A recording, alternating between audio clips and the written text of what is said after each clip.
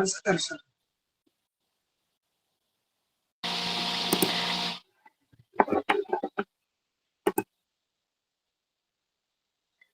Slide show नहीं हो रही? हो रही है सर, शो हो रही है ऋषि जैमिनी की। हाँ,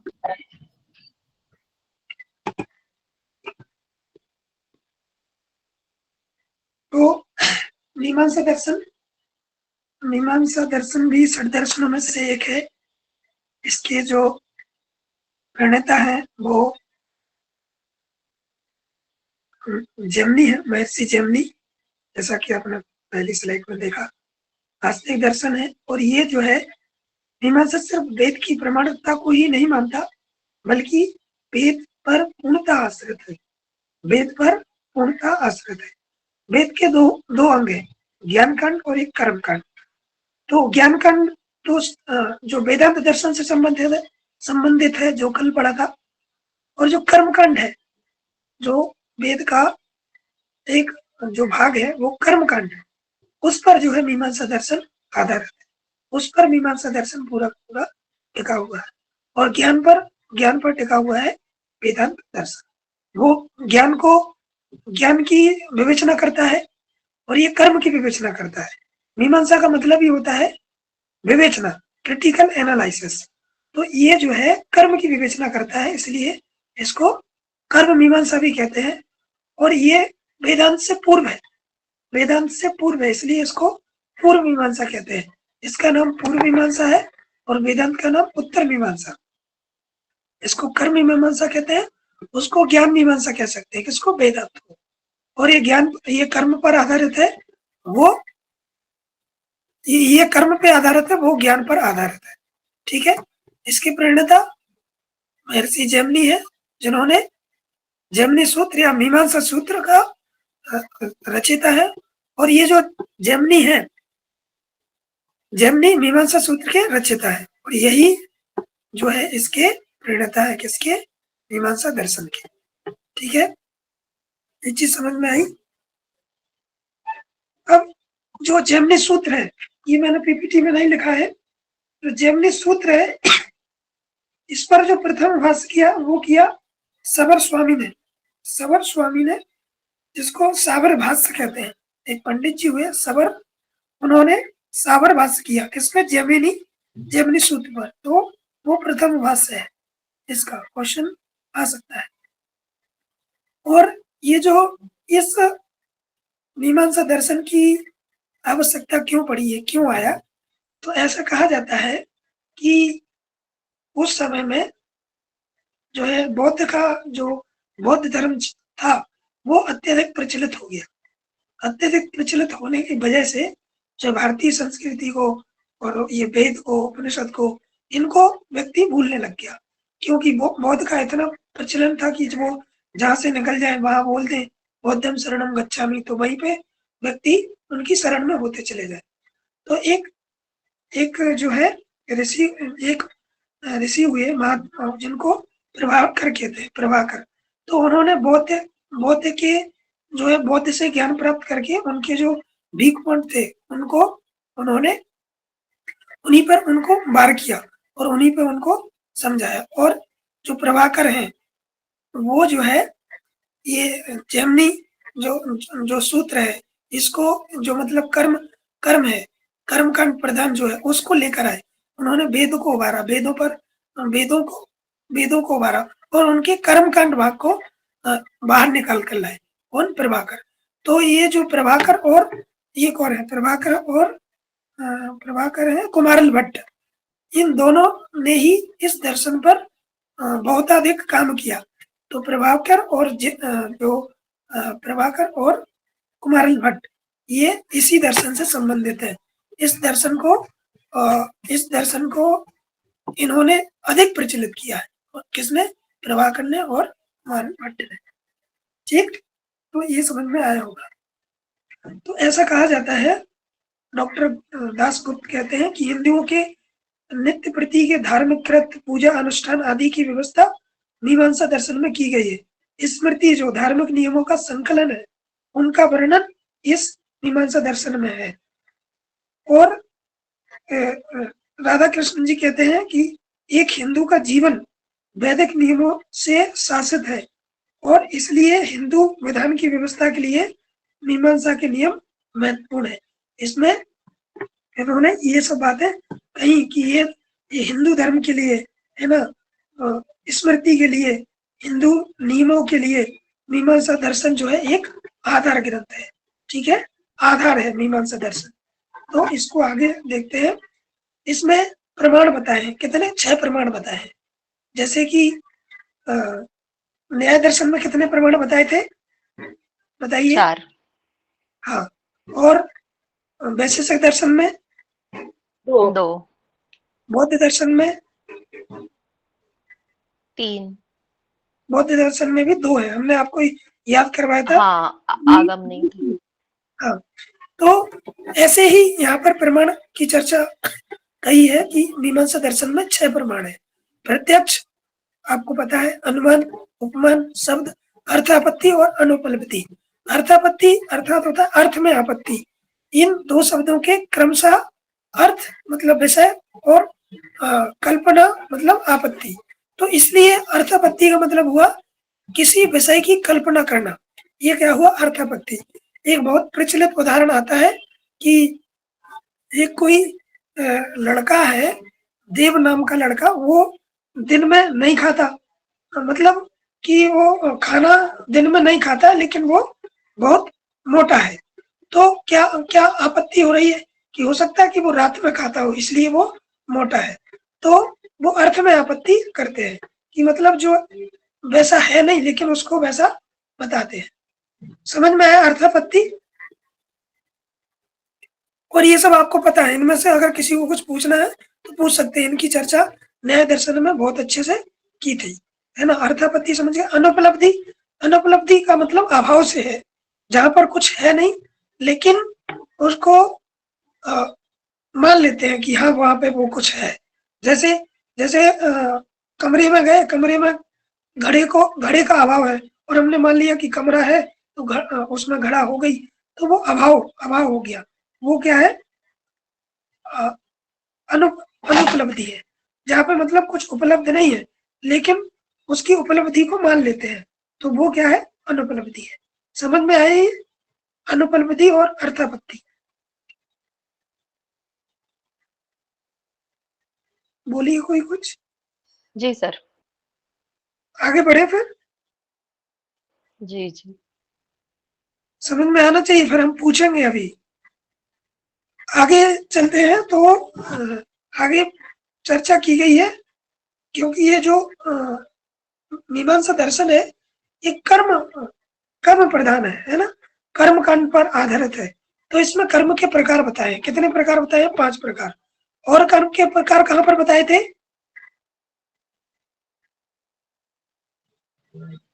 कर्म के प्रकार गीता में भी दर्शन में, गीता में नहीं, दर्शनों में कर्म के प्रकार कहाँ पे बताए हैं? पिछली क्लास में हमने पढ़े। वैशेषिक में कितने कर्म बताए हैं? 5 पे बताए। हाँ, तो यहाँ पे भी 5 कर्म है। कौन कौन से? नित्य कर्म, नैमित्तिक कर्म और काम कर्म, निश्चित कर्म और प्रायश्चित कर्म। ठीक। नित्य कर्म मतलब जो डेली करना चाहिए। कौन से? नित्य कर्म जो हमें डेली करना चाहिए, वो होते हैं नित्य कर्म। ठीक, ये क्या है? नित्य कर्म है जो व्यक्ति प्रतिदिन करता है। जैसे प्रतिदिन क्या क्या करना चाहिए? जैसे व्यक्ति जो है सुबह उठता है, भोजन करता है, ब्रश करता है, मंजन करता है, तो ये क्या है? नित्य कर्म है जो व्यक्ति को डेली प्रतिदिन करना चाहिए। अगर इनको व्यक्ति नहीं करेगा तो क्या होगा? करने से पाप का, इन कर्मों के करने से पुण्य का संचय नहीं होता, परंतु इनके नहीं करने से पाप का उदय होता है। मतलब इन कर्मों को अगर व्यक्ति नहीं करेगा तो क्या होगा? पाप लगेगा। जो नित्य कर्म है, अगर व्यक्ति उन कर्मों को नहीं करेगा तो क्या होगा? पाप लगेगा उस व्यक्ति को। ठीक, ये समझ में आया? नित्य कर्म जो डेली करना चाहिए वो नित्य कर्म। और दूसरा कर्म क्या है? नैमित्तिक कर्म। नैमित्तिक कर्म क्या है? मतलब जो विशेष अवसरों पर किए जाते हैं, है ना। विशेष विशेष लाभ लेने के लिए, विशेष लाभ लेने के लिए नहीं होते, विशेष विशेष जब पर्व त्योहार होता है ना, जैसे जन्मदिन हो गया, विवाह दिन हो गया, संस्कार हो गए, है ना, पर्व त्योहार हो गए, उन पर जो कर्म करते हैं, जब तब जो कर्म करते हैं वो क्या कहलाता है? वो कौन सा कर्म कहलाता है? नैमित्तिक कर्म कहलाता है। कौन सा कर्म कहलाता है? नैमित्तिक कर्म। तो इनको अगर नहीं करेंगे तो भी क्या होगा? पाप लगेगा, पाप का संचय करेगा। क्या करेगा? पाप का संचय। ये यहाँ पे लिखा हुआ है कि अगर इन कर्मों को नहीं करेगा तो भी पाप का वो संचय करेगा। दूसरा कर्म आता है काम कर्म। काम कर्म वो होते हैं जो फल की प्राप्ति के उद्देश्य से किए जाते हैं, वो काम कर्म कहलाते हैं। जैसे स्वर्ग आदि के लिए जो काम कर्म करते हैं, है ना, ऐसे कर्म पुण्य का संचय करते हैं। क्या करते हैं? पुण्य का संचय करते हैं। जैसे आप जो पढ़ रहे हैं यूजीसी का नेट जेआरएफ के लिए पढ़ रहे हैं, तो आप जो कर्म कर रहे हैं वो काम कर्म हो गया। आपकी इच्छा है, फल की इच्छा है कि हमें नेट मिले, जेआरएफ मिले, तो वो फल की इच्छा है। कोई पुत्र से हम लोग सकाम कर्म बोल सकते हैं? बिल्कुल बोल सकते हैं सकाम कर्म, लेकिन ये काम कर्म है। यहाँ पर इनके अनुसार क्या है? वो काम कर्म है। काम मतलब इच्छा की पूर्ति के लिए जो आप कर्म कर रहे हैं वो क्या है? काम कर्म है। ठीक, समझ में है? तो इससे क्या होता है? इससे क्या होता है कि इनके कर्म करने से पाप का उदय नहीं होता। अगर ये नहीं करेंगे, अगर ये कर्म करेंगे तो पाप जो है नहीं बढ़ेगा, है ना? समझ में आया ये? जी सर। तो पहला हो गया नित्य कर्म, फिर काम कर्म, और फिर हो गया, फिर कौन सा कर्म हो गया? नित्य, नैमित्तिक और काम में। ठीक है। तो इनसे जो ये जो कर्म है इससे पाप नहीं लगता, करें तो भी और ना करें तो भी, है ना? ये काम कर्म। ये देखिए क्वेश्चन आपके दिमाग में आ रहा है, क्वेश्चन कैसे बन सकता है? तो क्वेश्चन आ जाए कि मीमांसा दर्शन के अनुसार ऐसे कौन से कर्म है जिनको ना करने से पाप लगता है? तो प्रथम दो, नित्य और नैमित्तिक, अगर नहीं करेंगे तो पाप होएगा। और ऐसे कौन से कर्म है जिनको करने पर पुण्य की प्राप्ति होती है? तो वो है आपका काम कर्म। ठीक है। अब आता है चौथा कर्म। चौथा कर्म क्या है? निषिद्ध कर्म। निषिद्ध कर्म उन कर्मों को कहा जाता है जिनके करने का निषेध रहता है, जिनको नहीं करना चाहिए, है ना? और ये इनसे पुण्य की प्राप्ति नहीं होती, परंतु ये पाप का भागी होता है जो इन कर्मों को करता है। इन कर्मों का मतलब जो कहा गया है कि जिन्हें नहीं करना चाहिए उनको व्यक्ति यदि करता है तो वो निषिद्ध कर्म है। वो फिर पाप प्राप्त नहीं होता, पुण्य प्राप्त नहीं होता, उन्हें पाप लगता है। जैसे कहते हैं कि धर्मम चरा, धर्म का आचरण करिए, सत्यम वदा, सत्य बोलिए। सत्य अगर नहीं बोलेंगे तो निषिद्ध कर्म है। वो वेदों में जो कर्म बताए हैं, है ना, कि इन्हें नहीं करना चाहिए और व्यक्ति वही कर्म करता है तो वो निषिद्ध है। तो निषिद्ध कर्म करने से व्यक्ति को पाप लगता है। अब ये अगर हो गया, निषिद्ध कर्म अगर व्यक्ति से हो गया, अनजाने में भी अगर हो गया, तो उसका जो प्रायश्चित है, मतलब निषिद्ध कर्म को करता है तो उसका अशुभ फल से बचने के लिए, जो कर्म किया है उससे बचने के लिए क्या है? प्रायश्चित कर्म है। उसके प्रायश्चित रूप में ये कर्म करते हैं। ये क्या कहलाता है? प्रायश्चित कर्म। जैसे कभी किसी से गलत बोल दिया, झूठ बोल दिया, कुछ अशुभ काम हो गया, तो कोई गायत्री मंत्र का जप करता है, कोई महामृत्युंजय मंत्र का जप करता है, कोई भगवान के सामने जाके सॉरी बोलता है, कोई कुछ और करता है। तो ये क्या हो गया? ये प्रायश्चित कर्म हो गया। आज के समय में तो अगर किसी से कुछ गलत हो गया तो सॉरी बोल देते हैं। सॉरी मतलब वही प्रायश्चित कर लिया। तो ये मुझे लगता है कि आपको कर्म समझ में आए होंगे। नित्य, नैमित्तिक, काम, निषिद्ध और प्रायश्चित कर्म। ठीक है, समझ में आई है? Yes sir. Yes sir. आगे बढ़ते हैं। तो इसमें जो है, जैसे कि ये कर्मकांड प्रधान है। कौन सा प्रधान है? कर्मकांड प्रधान। ये दर्शन कर्मकांड प्रधान है। तो इसमें जो है यज्ञ की चर्चा की गई। यज्ञ में जो क्रियाएं होती हैं, है ना, उनकी चर्चा की गई। तो इसके अंतर्गत 21 से अधिक यज्ञों की चर्चा है, लेकिन 5 बड़े महत्वपूर्ण हैं जिनको घर गृहस्थी में अति महत्वपूर्ण बताए, जिनको जिन यज्ञ कर्मों को करना ही करना चाहिए। तो सबसे बड़ा जो यज्ञ है वो क्या है? ब्रह्म यज्ञ। ब्रह्म यज्ञ क्या है? ब्रह्म यज्ञ को कहते हैं, इसको ज्ञान यज्ञ भी कहते हैं। ब्रह्म यज्ञ अर्थात ज्ञान यज्ञ। ब्रह्म अर्थात ज्ञान, मतलब ज्ञान के बिना व्यक्ति पशु के समान है। राधा कृष्ण जी कहते हैं अपने साहित्य में कि जो व्यक्ति, जो पुरुष अपनी संतान को मतलब अपनी संतान को ज्ञानी बनाना चाहिए, उनको ज्ञान देना चाहिए। पहले के समय में ऐसा होता था कि जो व्यक्ति ज्ञानी नहीं है तो वो पंडित को लाके, पुरोहित के लाके ज्ञान दिलवाता। कभी सत्यनारायण की कथा करवाई तो वहां से सत्य का ज्ञान मिला, कभी कुछ और किया। तो ज्ञान प्राप्ति के लिए जो किया जाता है वो ब्रह्म यज्ञ है, वो सबसे बड़ा यज्ञ है। भगवान श्री कृष्ण भी कहते हैं कि यज्ञों में मैं जप यज्ञ बताया है वहां पे तो, लेकिन ज्ञान यज्ञ सबसे बड़ा है ना। ज्ञान यज्ञ जरूरी है। तो ज्ञान बहुत जरूरी है, मतलब व्यक्ति का विस्तार के लिए, व्यक्ति को बढ़ाने के लिए, चिंतन मनन शक्ति को बढ़ाने के लिए ज्ञान यज्ञ बहुत बड़ा यज्ञ है। ठीक है। दूसरा यज्ञ आता है वो क्या है? पितृयज्ञ, है ना। पितृयज्ञ मतलब कि जो बड़े बुजुर्ग हैं, जो घर में परिवार में बड़े बुजुर्ग हैं, उनका सम्मान करना पितृयज्ञ है। इनके विषय में जो राम और सीता का संवाद आता है तो राम जी कहते हैं, सीता जी कहती हैं कि मेरे लिए क्या आज्ञा है? तो भगवान कहते हैं कि ऐसम और धर्म नहीं दूजा, सादर सास ससुर पद पूजा। मतलब पहले सबसे बड़ा धर्म ये है कि आप जो है सास ससुर की सेवा करें, आप उनकी आज्ञा का पालन करें। लेकिन आजकल क्या हो रहा है संसार में, आजकल क्या हो रहा है इस युग में कि व्यक्ति जो है उसके बेटा ही अपने माता पिता को वृद्धाश्रम भेज रहा है। वृद्धाश्रम भेजने से व्यक्ति दुखी हो रहे हैं, तो पितरों का जो आशीर्वाद है वो नहीं मिल पा रहा है। अभी जो पितृ अमावस्या निकली है उस दिन बहुत सारे लोगों ने पितरों को याद किया, लेकिन आज के समय में क्या हो रहा है? पितृयज्ञ नहीं हो रहा है।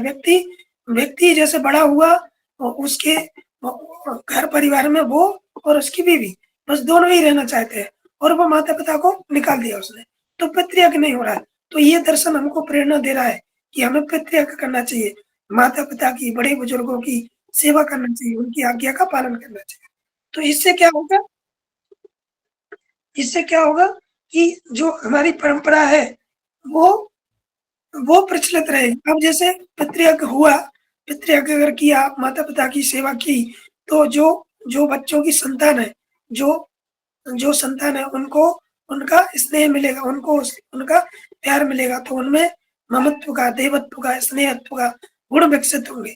और नहीं तो वो, अगर आजकल क्या हो रहा है कि व्यक्ति जो है वो भेज दे रहे हैं वृद्धाश्रम मम्मी पापा को, तो क्या हो रहा है कि उनकी जो संतान हो रही है उनमें धैर्य नहीं है, अधैर्य है, उनमें स्नेह नहीं है, ममत्व नहीं है। क्योंकि जो दादा परदादा होते थे वही तो बच्चों को स्नेह प्यार देते थे, वही अत्यधिक सिखाते थे, लेकिन आजकल वो परंपरा गायब होती जा रही है। तो हमें इस दर्शन से प्रेरणा देना चाहिए कि पितृयज्ञ करना चाहिए, अर्थात जो बड़े बुजुर्ग हैं, माता पिता है, उनका सम्मान करना चाहिए।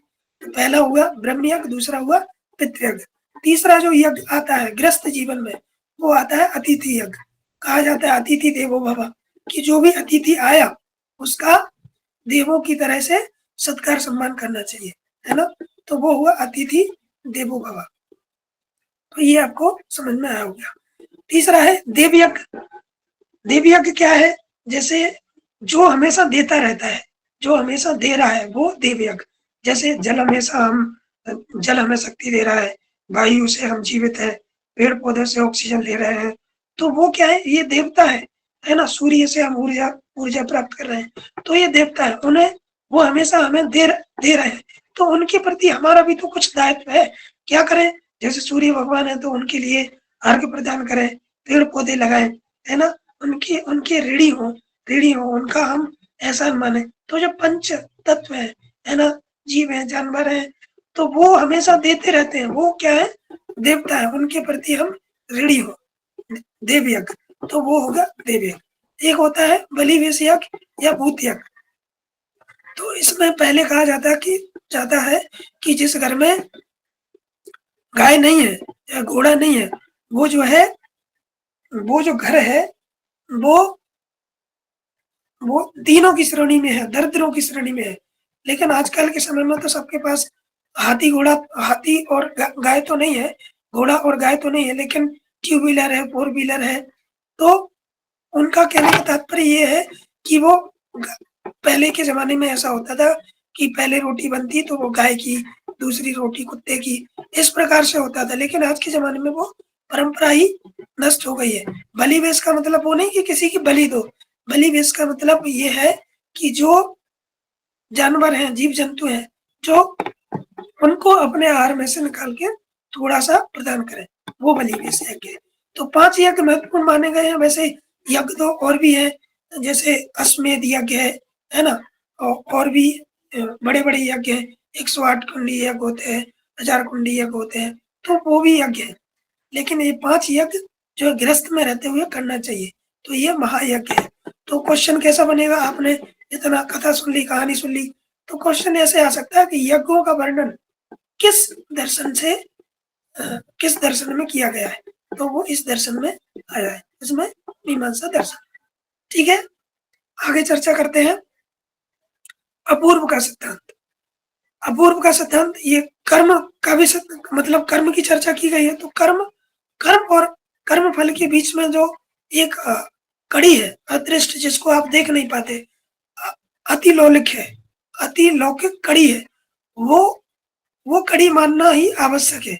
यही अपूर्व है। अपूर्व मतलब मतलब नहीं, और पा मतलब पूर्व मतलब पहले, जो पहले नहीं था। क्या है? जो रहने वाला नहीं था, वो क्या है? अपूर्व का सिद्धांत है। पिछली बार यही से क्वेश्चन आया था कि अपूर्व का सिद्धांत किस दर्शन से संबंधित है। जिसने जो दिया होगा ये एग्जाम, उसको पता होगा कि अपूर्व का सिद्धांत आया था। तो अपूर्व का सिद्धांत वही है कि जो मतलब कर्म और कर्म के फल के बीच जो एक अदृष्ट संबंधित है, अदृष्ट जो संबंध है, जो बना हुआ है कि कर्म अगर किया तो उसका फल मिलेगा ही। महर्षि पतंजलि कहते हैं 4थे अध्याय के 10वें सूत्र में, 9वें सूत्र में कहते हैं शायद, जाति देश काल विभतानम अप अनार्थम एक रूप तत्वात्, है ना? कि अगर व्यक्ति किसी जाति में चला जाए, देश में चला जाए, और वो कहीं भी चला जाए, तो कर्म उसका, कर्म के फल का कर्म का जो फल है उसको मिलेगा ही। चाहे वो किसी जाति में चला जाए, या किसी दूसरे देश में चला जाए, या किसी काल में चला जाए, उसको कर्म का फल मिलेगा ही। यही बात कहते हैं कुमारिल भट्ट कि अपूर्व का सिद्धांत क्या है? कर्म के द्वारा उत्पन्न निश्चित शक्ति, कर्म आपने कर लिया, उससे एक शक्ति उत्पन्न हो गई जो परिणाम तक पहुंचाती है। मतलब उसका परिणाम का, जो उसका कर्म का फल का, जो कर्म है उसका फल मिलेगा ही। तो ये क्या है? अपूर्व का सिद्धांत। कर्म तो कर लिया, लेकिन अब उसका फल नहीं है, लेकिन उसका फल मिलेगा, जो पहले रहने वाला नहीं था, वो अपूर्व का सिद्धांत है। समझ में आया अपूर्व का सिद्धांत?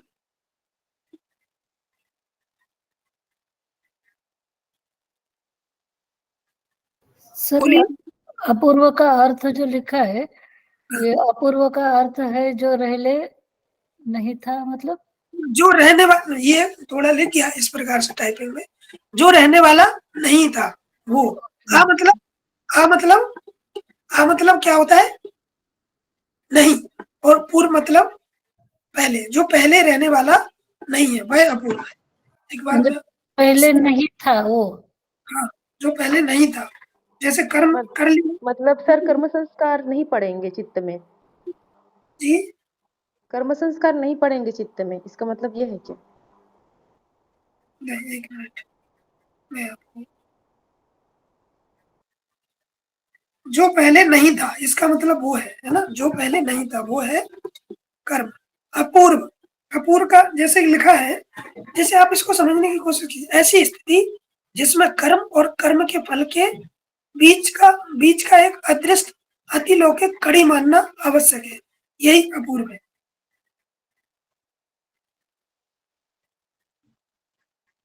समझ में आया नहीं आया? सर इसको ऐसा समझ सकते हैं क्या, जो भी हम कर्म कर रहे हैं और जो भी हमें कर्म फल मिलेगा उसके बीच जो अदृश्य शक्ति है ईश्वर, उसी के बारे में बात कर रहे हैं? बिल्कुल बिल्कुल, आप सही समझे। मतलब कर्म तो अभी आपने कर लिया, लेकिन उसका फल तुरंत नहीं मिलेगा, वो मिलेगा, कुछ दिनों बाद मिलेगा, तो वो अपूर्व, वही अपूर्व कहलाता है। समझ में? मतलब नेट के एग्जाम और रिजल्ट के बीच का समय। बिल्कुल बिल्कुल सही सही, यही सही उदाहरण है, यही है अपूर्व। ठीक, मतलब सर जैसे कि जो कर्म है, जो हम कर्म कर रहे हैं और जो कर्म फल मिलने वाले हैं, और जो बीच हम जो कर रहे हैं, और जो शक्ति जो कार्य कर रही है जिस क्रिया के बीच में, उसको भी बोल सकते हैं। उसको नहीं, कर्म तो कर लिया, कर्म तो कर लिया, अब कर्म से एक बीच शक्ति का सर, हाँ, जो क्रिया कर्म कर से, रहे हैं, क्रिया आ रही है बीच में, क्योंकि कर्म जो है वो किया हुआ, और जो कर्म फल है जो मिलने वाला है, अब उसके बीच का जो शक्ति काम की है, मतलब जो क्रिया जो हम जो भी किए हैं, जो शक्ति जो कार्य की है, क्रिया बोल सकते हैं सर उसको, कि कर्म जो पहले जो किया जा चुका है और कर्म फल जो मिलेगा उसके बीच वाला बोल रही हूँ मैं। हाँ वही समझना है आपको कि कर्म और कर्म के फल के जो बीच में है ना, वो अपूर्व का सिद्धांत है। ठीक है, अब कर्म के द्वारा एक शक्ति उत्पन्न हो जाती है, जो जो कि परिणाम तक पहुंचाएगी। जैसे आपने इतना पढ़ा, अब आपने एग्जाम दिया, एग्जाम देने के बाद आपने जो एग्जाम दिया, वो एक आपकी शक्ति हो गई, है ना। अब वो शक्ति कब पहुंचेगी? जब शक्ति तो अब स्टार्ट हो गई, अपना काम करेगी शक्ति, और जब उसका परिणाम आएगा क्या, कि जो आपका नेट निकल गया या जेआरएफ निकल गया, तो जो कर्म किया था उसके परिणाम तक आने के बीच का जो समय काल है वो अपूर्व है। ठीक है, जी सर। अब समझ में आ गया अपूर्व का सिद्धांत। और भी कुछ आ सकता है अपूर्व का की अर्थ क्या है ना, कि कुमारिल भट्ट ने क्या कहा है अपूर्व के सिद्धांत के बारे में। वैसे इस बार आ गया है तो पूछ सकते हैं कि अपूर्व का सिद्धांत में क्या होता है। तो ये कर्म और कर्म के फल के बीच का एक संबंध, या फिर अदृष्ट जो अति लौकिक कड़ी है, वो अपूर्व है। तो ये मेरे ख्याल से समझ में आया। जी सर इसको पॉजिटिव में अगर लिया ये सही है, लेकिन अगर नेगेटिव भी अगर इसको देखा जाए तो जो भी जैसा कर्म करता है और फिर उसको वैसे ही कर्म फल मिलता है, तो ये भी मतलब ईश्वर के द्वारा ही एक होता है। ईश्वर के द्वारा कुछ नहीं है यहाँ पे ये है कि आपने जैसा कर्म किया वैसा ही होगा। जैसा रामायण में कहा है, कर्म प्रधान विश्व रचना का, जो जैसा करे सुतस फल चाका। जो जैसा करेगा उसको फल का परिणाम मिलेगा ही मिलेगा। आप नेट जेआरएफ की तैयारी कर रहे हैं तो कुछ ना कुछ मिलेगा, नेट मिलेगा, जेआरएफ मिलेगा, या आपकी नॉलेज बढ़ेगी। ये आप कर्म कर रहे हैं। अब कोई बिल्कुल कुछ भी कर ही नहीं रहा है तो उसको कुछ कैसे मिल सकता है? नहीं मिलेगा। तो कर्म प्रधान है, उसको मिलेगा। ठीक है, हाँ जी। जय माता दी लिख रही है पीहू जी। आइए, ये क्या है? वेद के विषय और विधि। तुक्का मार देते हैं ना सर, जय माता दी करके। तो ये क्या है? इसमें विधि, मंत्र, नामदेव, निषेध, ये अर्थवाद, ये वेद के 5 विषय इन्होंने यहाँ पे चर्चा की गई है। तो विधि क्या है? विधि परक आदेश वे आदेश हैं जो व्यक्ति को विशेष कर्म करने के लिए प्रेरित करते हैं ताकि विशेष फल मिल सके। वो क्या है? विधि। जैसे कि स्वर्ग कामोय जेत, मतलब कि स्वर्ग की कामना से जो श्रेष्ठ कर्म किए जाते हैं वो कौन से कर्म विधि के अंतर्गत आते हैं, विधि विशेष कहलाते हैं वो। तो ये विधि समझ में आया, ये इसका वेद का विषय है। विधि परक है ना। तो पूछ लिया जाए विधि परक क्या है? जो व्यक्ति विशेष कर्म करने के लिए प्रेरित करके, जो विशेष कर्म करने के लिए प्रेरित होकर जो कर्म करता है जिससे कि विशेष फल मिले, वो कहलाते हैं विधि परक। ठीक है, विधि। तो इसके 4 प्रकार बताए हैं। कौन कौन से प्रकार बताए? 4 प्रकार। क्या? उत्पत्ति विधि यह कर्म के स्वरूप मात्र को बतलाने वाला होता है कि कर्म कैसा होगा, उसके गुण कैसे होंगे, वो उत्पत्ति विधि के अंतर्गत आते हैं। और विनियोग विधि, ये कर्म के अंग और प्रधान विषयों का संबोधक होगा, है ना। कर्म के अंग मतलब कर्म करेंगे तो उसके अंग क्या क्या, प्रधान विषय क्या क्या है, वो उसको बताएगा। तो ये विनियोग विषय होता है। प्रयोग विधि, कर्म के कर्म से उत्पन्न फल के स्वामित्व की ओर जो संकेत करती है वो प्रयोग विधि है। कर्म से जो किया उसका फल किस प्रकार का होगा वो क्या होता है, प्रयोग विधि। अधिकार विधि वह है प्रयोग की शीघ्रता का बोधक। जैसे अभी जैसे आपने तुरंत कर्म किया, तुरंत फल मिल गया, तो वो प्रयोग की विधि का बोधक है, तो वो अधिकार विधि है। विधि 4 प्रकार की, कौन कौन सी? उत्पत्ति, विनियोग, प्रयोग और अधिकार विधि। ठीक है, विधि समझ में आया?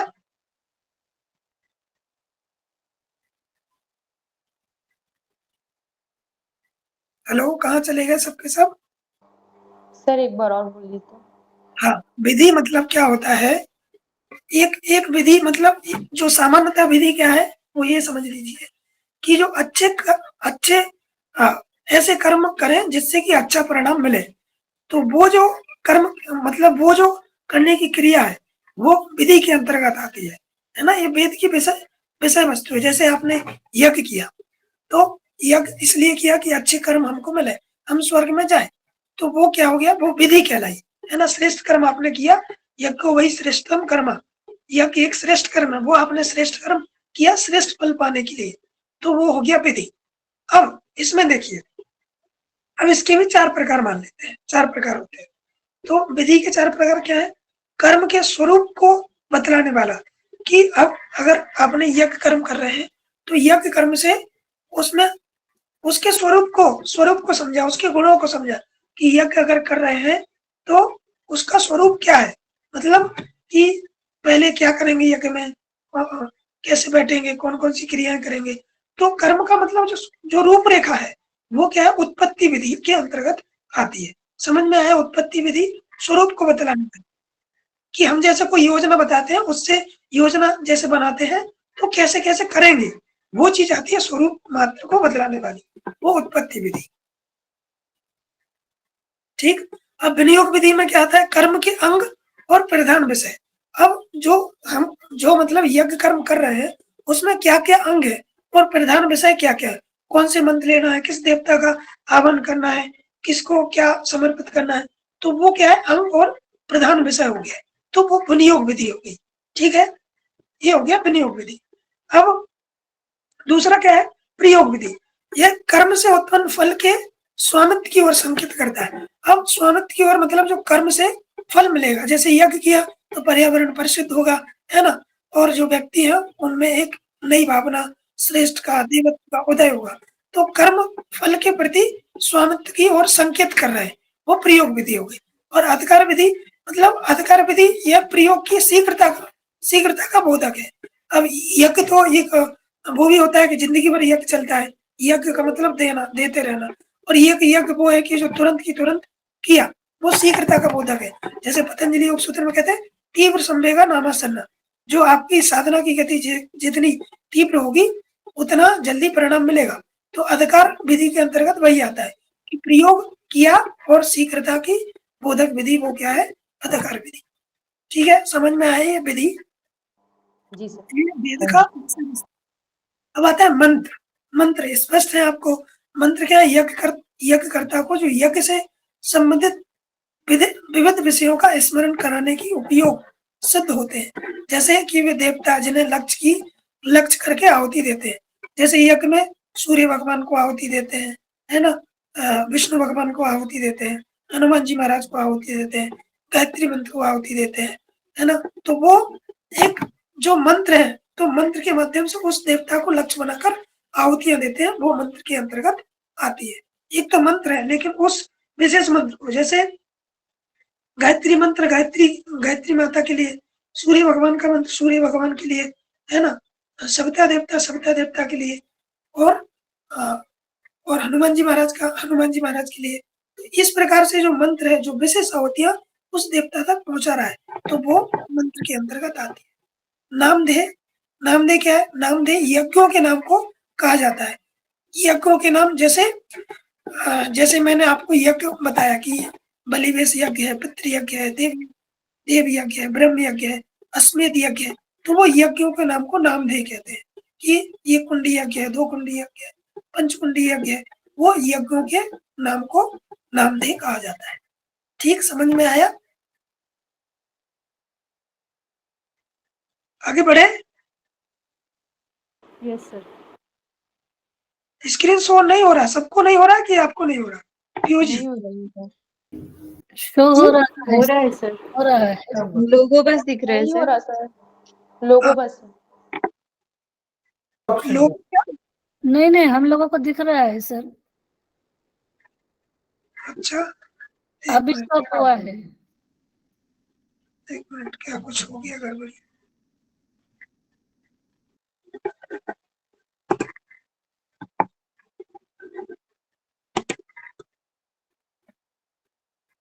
अच्छा, कनेक्शन थोड़ा डिसबैलेंस हो गया, उसकी वजह से दिक्कत हो रही। हो जाएगी, शो हो जाएगी। अभी मेरी आवाज आ रही है आप तक? जी सर। तो अभी तक क्या क्या पढ़ा, स्मिता जी बताइए, तब तक ये हो जाएगा।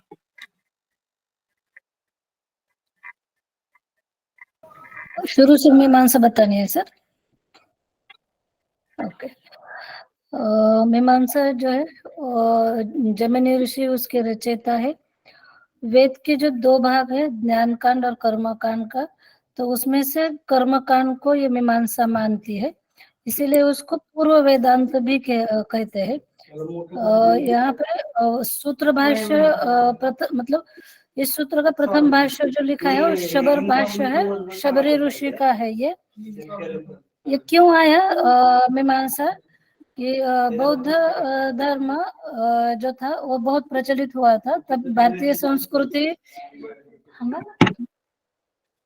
जब भारतीय संस्कृति जो है उसको लोग भूलने लगे थे, तभी प्रभाकर और कुमार भट्ट नामक ऋषि ने कर्मकांड को प्रचलित किया था। बहुत बहुत यहाँ बढ़िया पे स्मिता जी, यहाँ पे यहीं पे स्टॉप कीजिएगा, आगे और बढ़ेंगे। तो आगे जो है बहुत बढ़िया बताया इन्होंने। तो इनकी मैंने चर्चा की है। अभी अभी शो हो रही है ना पीपीटी? जी सर। सर लास्ट वाला बता दीजिए, थर्ड का। नामदेव, नामदेव मतलब यज्ञों के नाम को नामदेव कहा जाता है।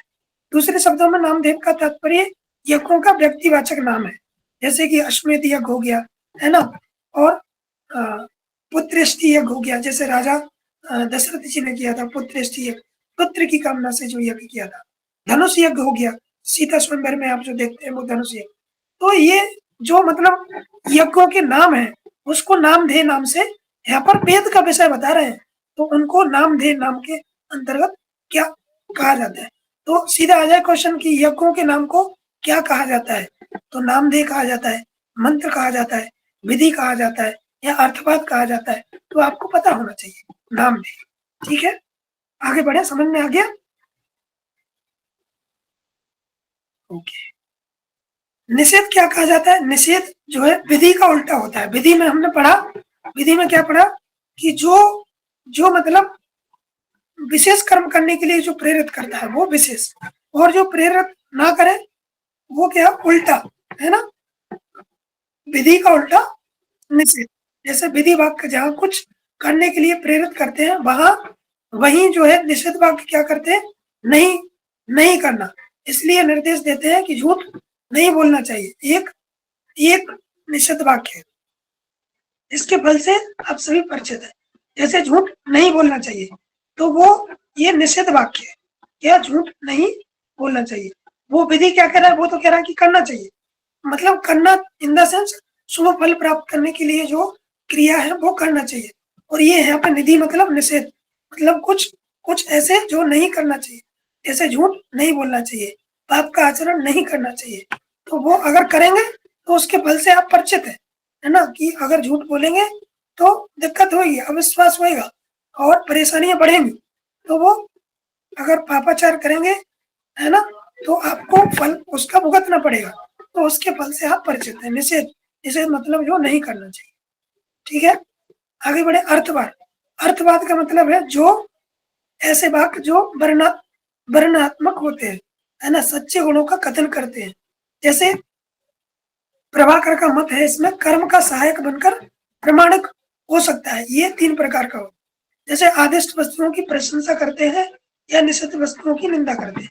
जैसे कुछ अच्छा काम है, किसी व्यक्ति ने कुछ अच्छा कार्य किया, तो उन वस्तुओं की मतलब उन जो उन्होंने अच्छा काम किया उसकी प्रशंसा करते हैं, ठीक है, उनका वर्णन करते हैं, और जो जिन्होंने गलत काम किया उनकी निंदा करते हैं। तो ये क्या हो गया, ये हो गया इसी के अंतर्गत अर्थवाद। अर्थवाद मतलब वर्णन कर रहे हैं। तो और दूसरा क्या हुआ, औरों के कर्मों का वर्णन करते हैं दूसरे उसमें, कि जो श्रेष्ठ कर्म कर रहा है, अच्छे कर्म कर रहा है, जो पेड़ लगा रहा है, पौधे लगा रहा है, सबका सम्मान कर रहा है ना, दादा परदादाओं का सम्मान कर रहा है, बुजुर्गों का सम्मान कर रहा है, तो कोई व्यक्ति उनके कर्मों का वर्णन करता है कि वाह कितने अच्छे कर्म कर रहा है ना। इस समय में भी देख सकते हैं जो श्रेष्ठ कर्म कर रहा है तो उनके कर्मों का वर्णन करना, ये इसी के अंतर्गत आता है, अर्थवाद के अंतर्गत।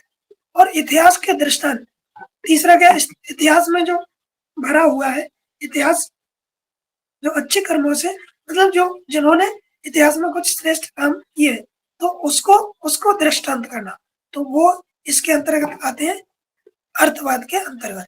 ठीक है, ये किसने बताया, 3 प्रभाकर ने बताया। अर्थवाद का मतलब वर्णनात्मक।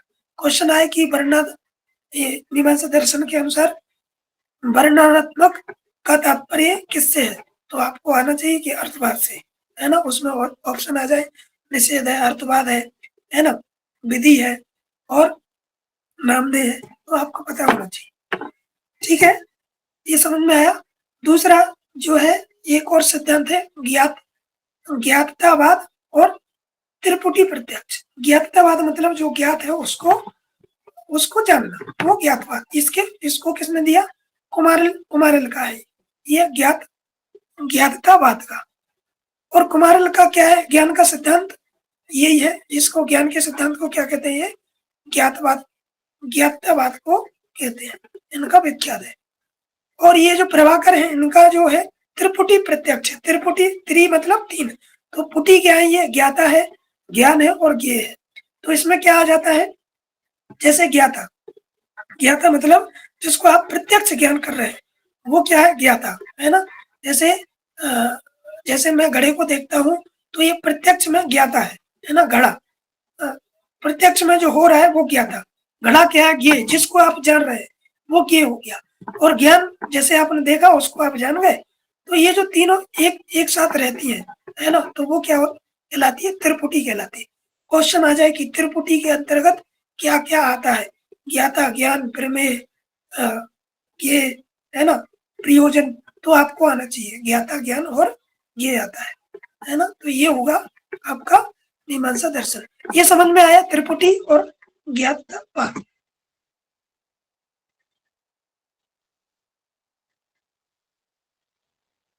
बताइए, समझ में आया, कोई कुछ बोलिए ऐसे। जी सर, जी सर, जी सर, थंब है सर। ओके ओके, ठीक है। तो ये मीमांसा दर्शन की कथा यहीं पे समाप्त होती है।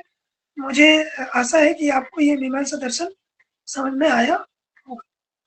अब यहाँ से क्वेश्चन और आंसर करते हैं कि मीमांसा दर्शन को आप लोगों ने कितना समझा। ठीक है, और कुछ पूछना तो नहीं है इसमें से, पूछना तो फिर पूछ लीजिएगा, पहले क्वेश्चन आंसर कर लेते हैं फिर पूछना। ठीक है, तो मीमांसा दर्शन का मूल ग्रंथ क्या है, बताइए, टाइप करके बताइए, मीमांसा दर्शन का मूल ग्रंथ लिखकर टाइप करके बताइए, लिखकर बताइए। अभी तक किसी का नहीं आया।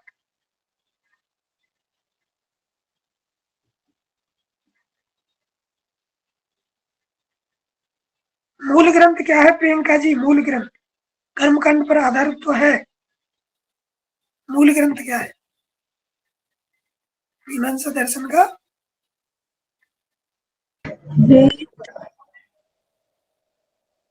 ये वेदांत क्या बता रहे हैं, मूल ग्रंथ क्या है, मूल ग्रंथ कहाँ से निकला है मीमांसा दर्शन? नहीं, सब गलत बता रहे हैं, उपनिषद सब गलत। मीमांसा दर्शन का मूल ग्रंथ है मीमांसा सूत्र। क्या है, मीमांसा सूत्र। जैसे वेदांत दर्शन का वेदांत सूत्र है ना, और सांख्य दर्शन का सांख्य सूत्र, पतंजलि दर्शन का पतंजलि योग सूत्र, उसी प्रकार से मीमांसा दर्शन का क्या है, मीमांसा सूत्र मूल ग्रंथ है। ऐसे अभी भूलने लग गए आप तो चलिए अब आगे बताइए। इसके प्रेरणाता तो लिखी हुई है। कर्म के 5 प्रकार टाइप कीजिए। कर्म के 5 प्रकार। हाँ, मीमांसा सूत्र को जैमिनी सूत्र भी कहते हैं क्योंकि जैमिनी ने लिखा।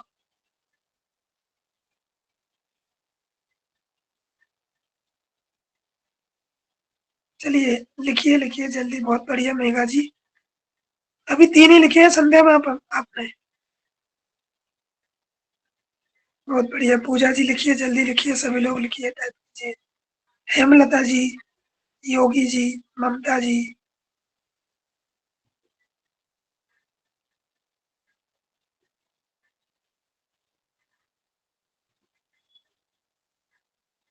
बहुत बढ़िया।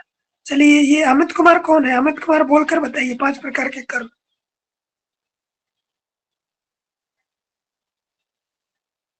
अमित जी मेरी आवाज आ रही है? बहुत बढ़िया पूजा जी, हेमलता जी, अमित जी है।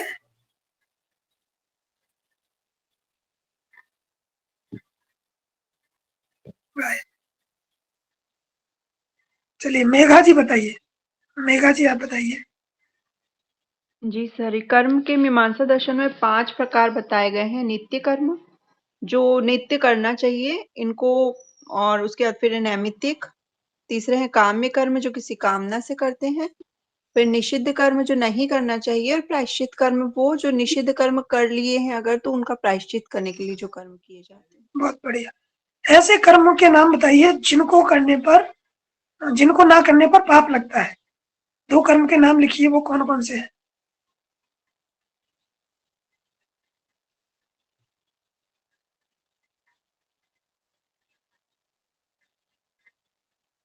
बहुत बढ़िया। ये पारिका जी आप बोलकर बताइए, ऐसे कौन से कर्म हैं जिनको ना करने पर पाप लगता है?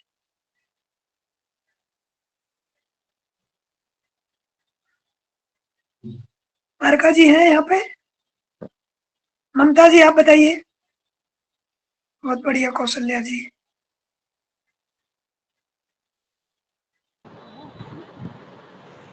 नित्य और नैमित्तिक सर। बहुत बढ़िया। और ऐसे कर्म जिनको करने से पुण्य प्राप्त होता है?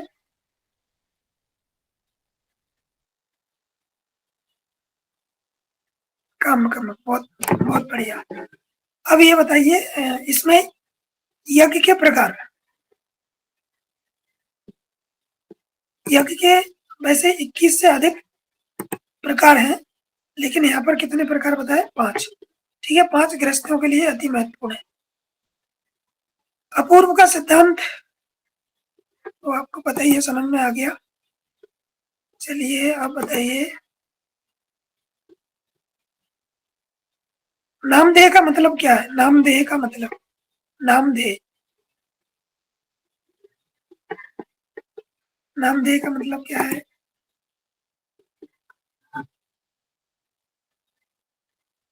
यज्ञ के नाम को।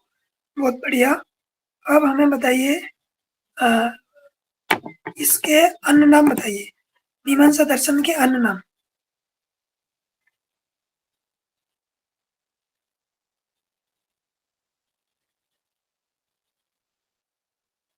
ये क्या औलोक कौन बोल रहा है? औलोक कैसे हो गया?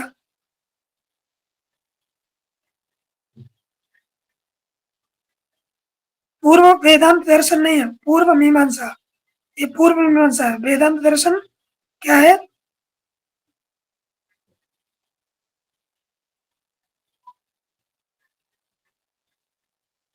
जैमिनी दर्शन पूर्व वेदांत नहीं, पूर्व मीमांसा है, पूर्व वेदांत नहीं है ना। कर्म मीमांसा भी कहते हैं, कर्म मीमांसा किसी ने नहीं लिखा। बहुत बढ़िया रूपाली मैम। और ये अनुराधा जी आपको औलुक कैसे पता है? औलुक किसको कहते हैं? अनुराधा जी माइक ओपन कीजिए। औलुक कैसे लिखा आपने? ओके, औलुक दर्शन किसको कहते हैं वो बताइए फिर। औलुक दर्शन किस दर्शन को कहते हैं?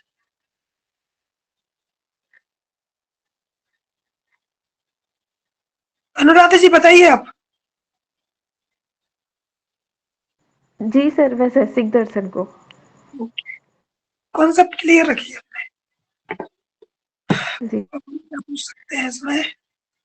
अच्छा, वर्णनात्मक का अध्ययन किस में आता है? वर्ण जो हमने अभी पढ़ा है आपको, वेद के विषय, उसमें वर्णनात्मक को क्या कहते हैं? क्वेश्चन समझ में आ गया आपको? संध्या मैम बताइए। हाँ, अर्थवाद, बहुत बढ़िया। ये किसी ने कुछ और क्या लिखा है? बहुत बढ़िया, ममता जी, संध्या जी, आनंद जी, मेघा जी, चलिए स्मिता जी, बहुत बढ़िया। अब